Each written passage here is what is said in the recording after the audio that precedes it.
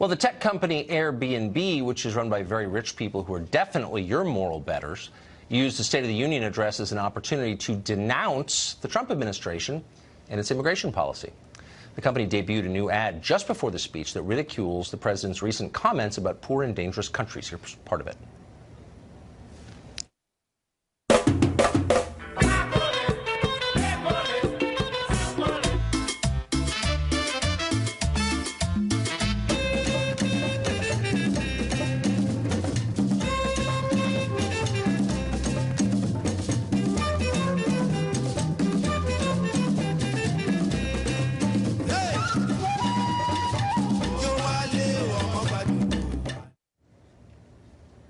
We'll see you in Port-au-Prince. A short time ago, we spoke to Air-BnB's head of policy, who was also former aide to President Bill Clinton, Chris Lehane. Chris, thanks for coming on. Thanks for having me, Tucker. How are you doing? I'm doing great. So, obviously very familiar with your work for many years in the political sphere. Now you're working for a big commercial company.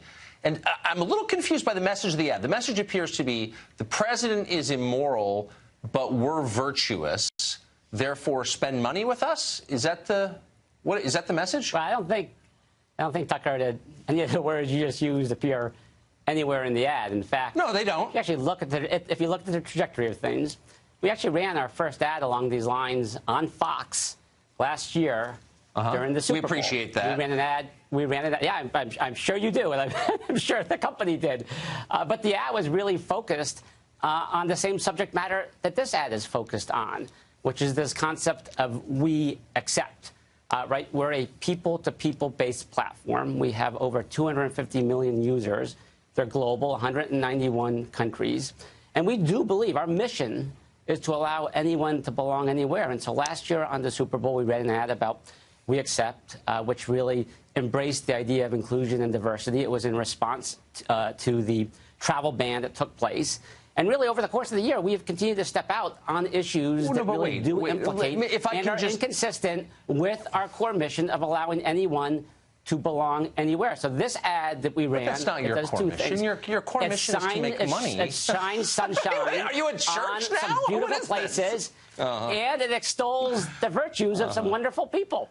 Because you're virtuous, and you're not in this to get rich. I doubt you take a salary from Air-BnB. Just the moral satisfaction of being on the right side of the history. Let me ask you, Tucker. That's hilarious. That's your core mission. How much do our hosts, Tucker, make on each transaction that takes place in the platform? I'm not attacking your... Look, just to be clear, I'm not attacking Air-BnB. But you are attacking it. I'm not. I'm attacking your mischaracterization of it as a kind of missionary organization.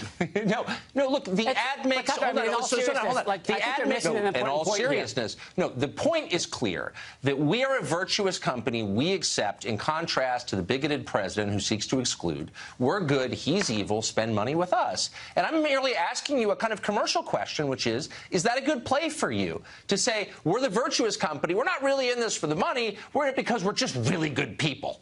I mean, that's what you're saying. There's obviously a reason, Tucker, there's obviously a reason you're not writing ad scripts, because that's not what the ad said, right? I think it's really important to actually look at what the ad said. What did the ad say? The ad said that there's some beautiful people in beautiful places. And ultimately what you come back to is, what is our mission? Our mission is to allow anyone to belong anywhere. We do two things with technology, right? So let's get specific. Opportunity for people. I get it. And we use technology to take people online, and connect them offline from different backgrounds. And also make billions for your own. So that's great. But I'm just saying, hold on. You, in this ad, say, come to Haiti. So, hold on. Have you, I'm going to ask a question, serious question. Have you walked without protection through downtown Port-au-Prince recently? And if so, how'd it go? I walked recently and actually spent a couple of nights in Kaya, which is a township in South Africa outside of Cape Town. So, yeah, I've been to these places. And I've actually spent time in these places. Now, let me Cape Town is the richest place in Africa. Have you been to those places? Yes, I have been to those places. Yes, I have. And that's why And you spent the night in some of these townships. Have you spent the night in some of these townships? Slow down. So what I'm trying to get at here is that Chris, you can't filibuster. You have to just, let's be polite and answer simple questions. Your ad, I'm glad you went to Cape Town, which is the richest place on the continent of Africa. I'm asking you about Port-au-Prince, Haiti, about which I know a fair amount. I suspect you don't. And I'm telling you it's a very dangerous place. Is it immoral, unvirtuous, bigoted to acknowledge that not everywhere in the world is the same, and some places are really dangerous and some places aren't? Is that okay? Or is that a species of bigotry and unacceptance? Well, I think what is wrong is to cast aspersions on an entire people and an entire country. Well, I think the best way, and all the data supports this, the best way to break down differences is to have people from different backgrounds spend time with one another. Not to criticize them, not to condemn them, not to impugn them, but actually for people to offline spend some real time with one another. Will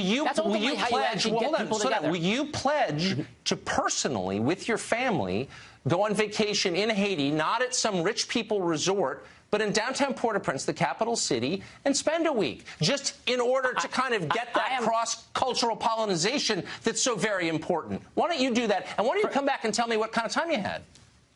So, Tucker, first of all, if you want to talk about my family, I'm happy to. No, I'm not attacking your family.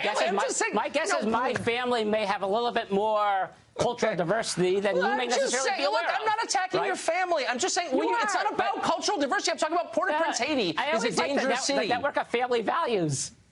I'm not attacking your family, Chris. So can I answer the question? Or do you want to continue to attack my family? Or not? I'm not attacking your family. Do you want to continue to question my family, or would you like me to answer the question? So the answer to your question is we're actually planning a trip to Africa, where we're actually going to be going to some of these townships that I've talked about. You'll be surprised to learn that Haiti's not in Africa, so I hope hope that occurs on your trip at some point.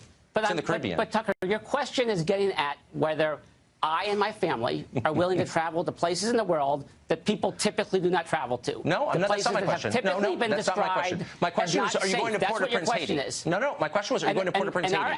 Not some talks about a number of places, and I am happy to take my family, and we've taken my family to these types of places in the past. Because I actually do believe in what our platform is trying to do, which is ultimately to take people from one background, connect them from different backgrounds. Right? Now, I get that you may not agree with that. Okay. I do it, but I'm just wondering, did you get ordained before you got this job? You didn't ask any of these questions last year. You didn't ask any of these questions last year when we ran the ad on Fox during the Super Bowl. Did you ask those questions last year? No, I didn't. But come back after your time in Port-au-Prince. We're out of time, unfortunately, Chris. Why didn't you ask these last year? Oh, I don't know. Probably some sinister reason. Actually, I didn't see the spot, is the truth. But I appreciate your coming on tonight. Thanks.